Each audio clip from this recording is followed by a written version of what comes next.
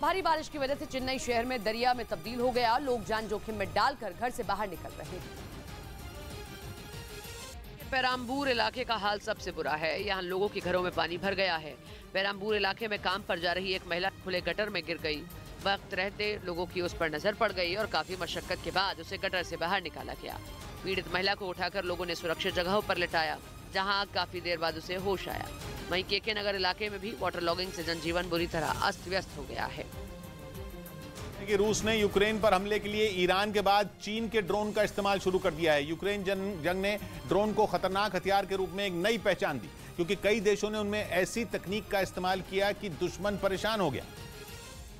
क्योंकि बिना रडार के पकड़ में आए छोटे से ड्रोन ने बड़े बड़े टारगेट ध्वस्त कर दिए। ईरान के आत्मघाती ड्रोन हो या तुर्की के बारकताश TB2, दोनों ने दुश्मन को खूब झकाया। यूक्रेन जंग के बाद तो इनकी डिमांड बढ़ गई, क्योंकि जंग के पहले दौर में यूक्रेन ने तुर्की के ड्रोन से रूस को परेशान किया और जंग के दूसरे दौर में रूस ने ईरान के ड्रोन से यूक्रेन को, यानी दोनों तरफ से जिस खतरनाक हथियार का इस्तेमाल किया गया वो ड्रोन था, जो बड़ी बड़ी मिसाइलों और खतरनाक बमों पर भारी पड़े और इसीलिए उनकी खूब चर्चा हुई। वैसे इससे पहले यूक्रेन जंग में केवल ईरान और तुर्की के ड्रोन के इस्तेमाल की बात हो रही थी, लेकिन अब चीन का नाम भी सामने आ रहा है और दावा किया गया कि रूस अब यूक्रेन में चीन के ड्रोन से भी हमला कर रहा है। ये दावा यूरेशियन टाइम्स ने किया और जानकारी दी कि यूक्रेन में रूस चीन के ड्रोन से भी हमला कर रहा है, जिसके लिए उसने चीन की कंपनी DJI को मोटी रकम दी है, क्योंकि ये ड्रोन हमले के साथ साथ दुश्मन के हथियारों को डिटेक्ट कर सकते हैं। यानी यूक्रेन को रूस के हाथ लगे इस नए ड्रोन से बचकर रहना होगा, क्योंकि कहा जा रहा है कि ये शाहिद 136 से ज्यादा खतरनाक है। क्योंकि चीन की जिस कंपनी ने इसे बनाया है वो ऐसी तकनीक बनाने में माहिर है जो दुश्मन के हथियारों को दूर से सूंघ ले।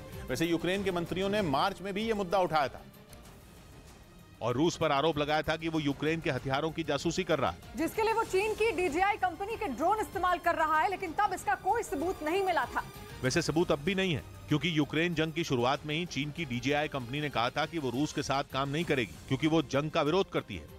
लेकिन न चीन भरोसे के काबिल है और न ही उसकी कंपनियां, क्योंकि पुतिन ने जिस तरह से अपने हथियारों की खेप में ड्रोन के नंबर बढ़ाए हैं, उसके बाद ये खबरें आ रही हैं कि वो अपने दोस्त चीन के ड्रोन भी इस्तेमाल कर रहे हैं, क्योंकि उनकी तकनीक भी बढ़िया है और वो खतरनाक भी है। जानकार तो इन्हें क्रांतिकारी ड्रोन मान रहे हैं, क्योंकि ये चीन के मॉडिफाइड ड्रोन है। और खबर है कि पुतिन अपने नए ड्रोन भी कीव पर हमले के लिए इस्तेमाल करेंगे। कीव में ईरान के आत्मघाती ड्रोन अपनी ताकत दिखा चुके हैं और नई जानकारी के हिसाब से अब चीन के ड्रोन की बारी है, जो ईरान के ड्रोन से ज्यादा बर्बादी कर सकते हैं। यानी कीव पर एक और खतरा मंडरा रहा है, जो वहां पहले ज्यादा बर्बादी कर सकता है। वहां के लोग अभी पिछले महीने हुए विनाश को भूले भी नहीं है कि उन पर चीनी ड्रोन के रूप में एक नया खतरा मंडराने लगा। पुतिन ने क्राइमिया ब्रिज अटैक का सारा गुस्सा कीव पर उतार दिया था। रातों रात उन्होंने अपनी मिसाइलों का मुंह यूक्रेन की राजधानी की ओर मोड़ दिया और फिर उस खूबसूरत शहर को शमशान जैसा बना दिया। यही नहीं, 2 दिन पहले ही उन्होंने सुबह सुबह कीव में कोहराम मचाया और अब चीन के हाईटेक ड्रोन के वहां पहुंचने की खबर है, वो भी थोड़े नहीं बल्कि हजारों। तमिलनाडु में भारी बारिश से हाल बेहाल है। सबसे ज्यादा मुश्किलें राजधानी चेन्नई में है, जहां कई इलाके वाटर लॉगिंग की वजह से डूब गए, जिसकी वजह से लोगों को काफी दिक्कतों का सामना करना पड़ रहा है। बारिश के चलते चेन्नई, तिरुवल्लुर समेत कई जिलों में स्कूल और कॉलेज की छुट्टियां कर दी गई। वहीं जगह जगह बारिश का पानी भर जाने के चलते शहर का बुरा हाल है। लोगों को पानी के बीच काम पर जाना पड़ रहा है। कई जगह पानी में सांप भी तैरते दिखाई दिए, जिससे लोग काफी डरे हुए हैं। निचले इलाकों में लोगों के घरों में पानी घुस गया है। इधर पानी निकालने और रेस्क्यू के लिए प्रशासन लगातार मुस्तैद है। जगह जगह पंपिंग सेट लगाकर पानी निकालने की व्यवस्था की जा रही है। तटीय इलाकों में NDRF की टीम को अलर्ट कर दिया गया है। आपको बता दें कि चेन्नई में मंगलवार को 8 सेंटीमीटर बारिश हुई, जो कि पिछले 30 सालों में सबसे ज्यादा है।